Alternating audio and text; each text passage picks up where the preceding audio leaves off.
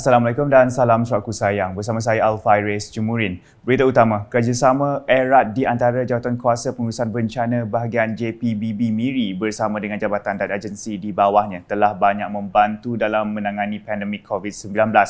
Menteri Pengangkutan Sarawak Datuk Seri Lee Kim Shin berkata, mereka yang terlibat mempunyai peranan yang sangat penting dalam bersama membanteras wabak itu. Kerana kita di MIRI sini, kita mempunyai satu pasukan yang sangat baik sekali.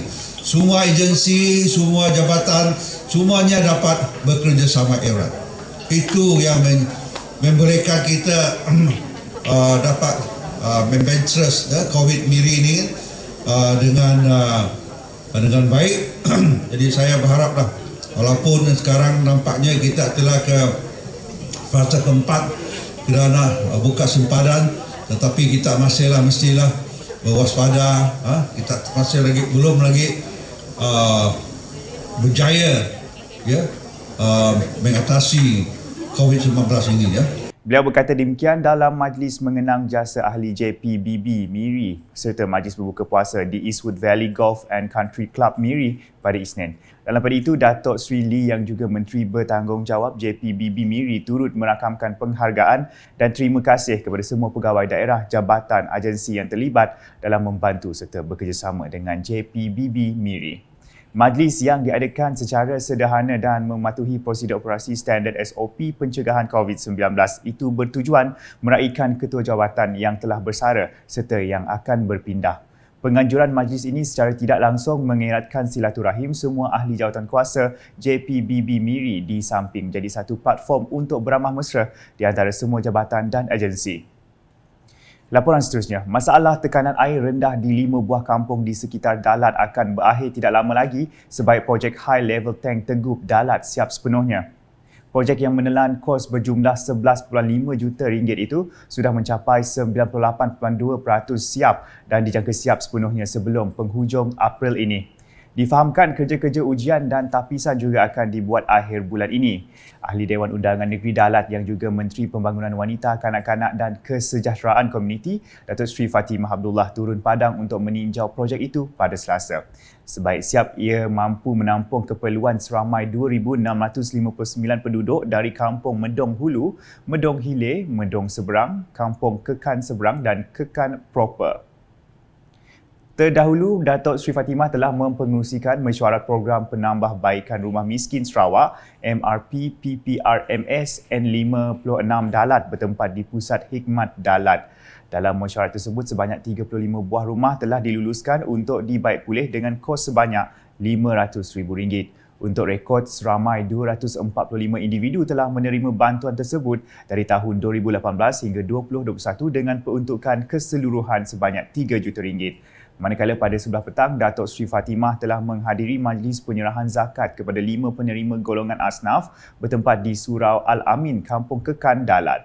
Sumbangan itu merupakan zakat peribadi Datuk Seri Fatimah untuk membantu golongan yang kurang bernasib baik. Selain itu, turut disampaikan geran projek kecil luar bandar MRP untuk aktiviti Surau Al-Amin, Kampung Kekan, Dalat.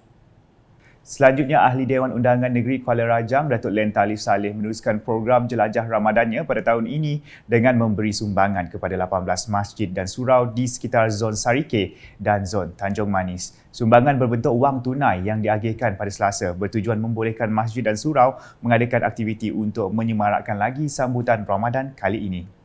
Datuk Len yang juga Timbalan Menteri Sumber Asli dan Pembangunan Bandar turut berkesempatan berbuka puasa bersama jemaah di masjid dan surau dan seterusnya menunaikan solat sunat tarawih bersama dengan penduduk kampung.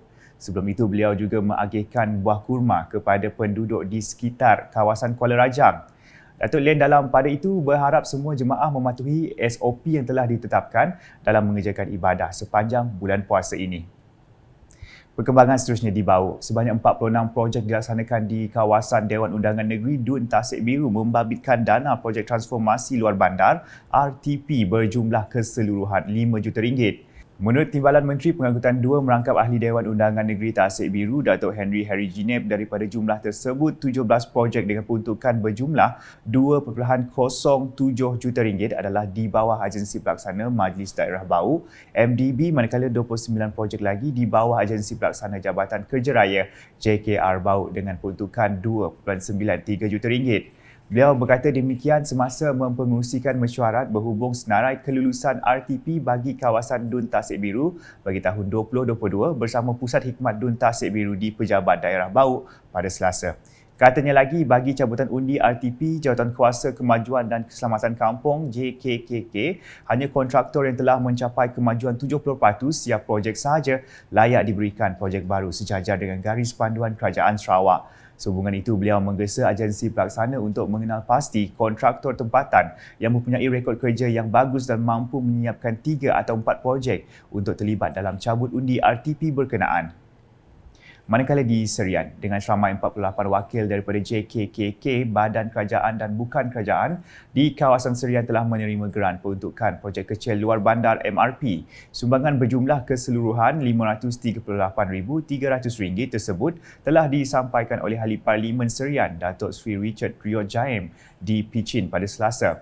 Semasa berucap, Datuk Sri Richard merangkap Duta Khas Perdana Menteri ke Jepun, Korea Selatan dan Taiwan mengingatkan para penerima untuk menggunakan dana yang diberikan dengan sebaik mungkin. Dalam pada itu, beliau turut mencadangkan kepada penerima khususnya JKKK kampung agar mengadakan mesyuarat di peringkat kampung untuk memaklumkan mengenai peruntukan yang telah diterima untuk kebaikan semua pihak.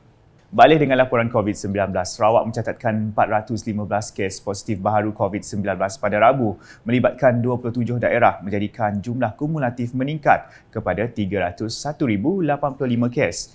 Jawatan Kuasa Pengurusan Bencana Negeri JPBN Sarawak menerusi kenyataan media memaklumkan daripada jumlah tersebut, 108 kes adalah dalam kategori 1, 299 kes dalam kategori 2, 4 kes kategori 3, 2 kes kategori 4 dan 2 kes kategori 5.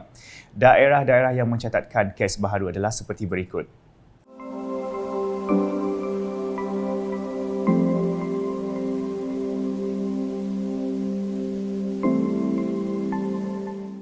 Sekian edisi Tengah Hari bersama saya Al-Faris Jumurin. Berita lebih lanjut boleh didapati di semua platform media sosial UKAS termasuk portal ukas.sarawak.gov.my dan UKAS Channel di YouTube. Orang ramai dinasihatkan untuk mengambil langkah pencegahan dan mengamal kebersihan serta jarak sosial yang selamat bagi mengelakkan jangkitan COVID-19.